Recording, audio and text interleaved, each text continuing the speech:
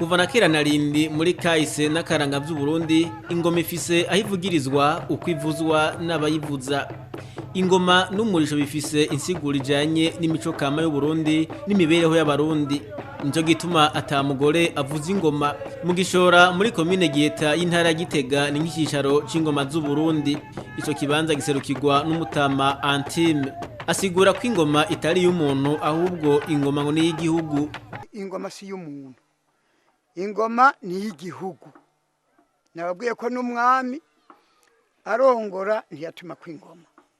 Yatuma ko abatamba biyeretsi n'abandi ariko ingoma ntiyubahuka ahubwo yarabatumako bakaza atangoma bafise bakagabirwa mu bandi ariko ahagurutse agigitaka kuvuga ijambo ry'ihumuri gihugu gikoranye kujya ku stade ingoma baca bazitumako zikavuga haje ariko aravuga ijambo bagacavuza kaja gaterero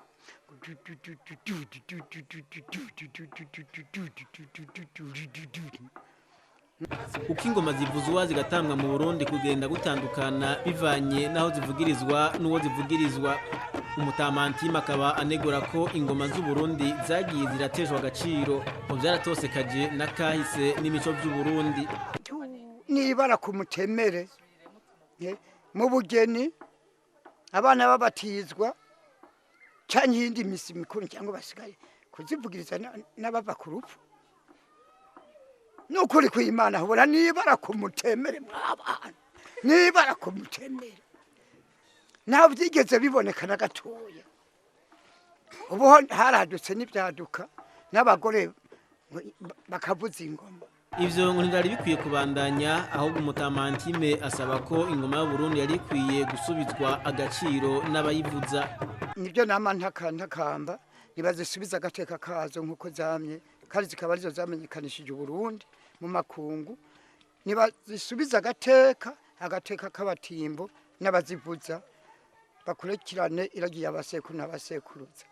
Ico cipfuzo caraye kibaye ukuri. Ingoma z'u Burundi zaraye zemejwe nk'intunga mu micokama ry'ishirahamwe mpuzamakungu Unesco. Kuva ubu ngo ni intambwe ingoma y'u Burundi iteye ifasha Burundi kumenyekana no kugira agaciro mu makungu. Aho ingoma izovuzwa kw'isi yose izokwitwa y'u Burundi bigatuma igihugu kimenyekana neza bigatera kandi iteka igihugu mu makungu.